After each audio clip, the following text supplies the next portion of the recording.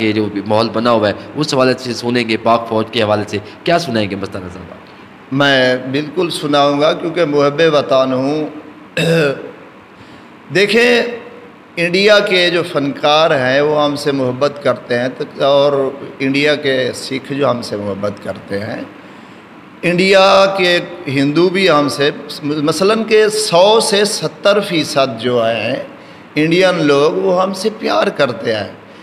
یہ جو مودی ہے ایک دہشت گرد بندہ ہے، یہ امن پہلے تو ہمیں پاکستان کے سب بھائیوں کو لڑوانا چاہتا تھا، اس کی شرارت اور گھٹیا حرکت تھی کہ یہ بھائی آپس میں دیکھو بھائی غفار بھائی، چھوٹی موٹے جھگڑے ہمارے بھائیوں کے تو گھروں میں ہوتے ہیں، لیکن اس کی یہ گھٹیا سوچ ہے کہ میں ان کو آپس میں لڑوا کے اور میں ان پہ پاکستان پہ حملہ کر کے شاید میں پاورفل ہوں۔ لیکن سب سے پہلے تو میں مودی کو یہ پیغام دوں گا کہ یہ حرکتیں تم چھوڑ دو،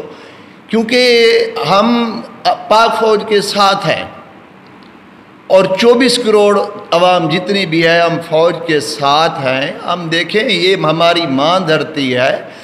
ہم ان کے ساتھ ہم لڑیں گے، ہمارے پاس کچھ بھی نہیں ہوگا، ہم آئیں گے تمہارے پاس، اپنے بچوں کو اور اپنے وطن کو ہم نہیں چھوڑ سکتے۔ پاک فوج کے شانہ بشانہ ہے، تو اگر حرکتوں سے باز نہیں آئے گا تو پھر مجبور ہمیں لڑنا پڑے گا۔ پہل یہ مودی کرتا ہے، جب بھی کرتا ہے مودی کرتا ہے۔ میں ابھی پاک فوج کے لیے اور پاکستان کے لیے نغمہ کچھ سناؤں گا آپ کو۔ اے وطن تیری خاطر میری جان بھی حاضر ہے،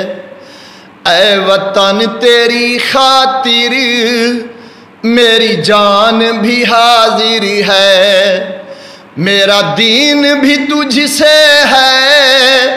میرا دین بھی تجھ سے ہے اور ایمان بھی حاضر ہے، اے وطن تیری خاطر میری جان بھی حاضر ہے۔